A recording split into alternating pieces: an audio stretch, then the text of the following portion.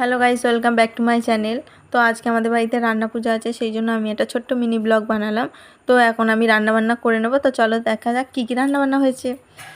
তো দেখো, এখানে আমাদের রান্নাবান্না সব কমপ্লিট। এটা ছিল পূজার মেন মানে আসল ভাত, মা মনসার ভাত। তো এবার দেখো, ডাল চচ্চড়ি হয়েছে, ইলিশ মাছ ভাজা, চিংড়ি মাছ ভাজা, নারকেলের ছাই, আলু ভাজা, কলা ভাজা, তারপর এইপারে আছে হচ্ছে কি চিচিঙ্গে ভাজা, পটল ভাজা, ঢ্যাঁড়স ভাজা, দেখে নিলে ঢ্যাঁড়স ভাজা।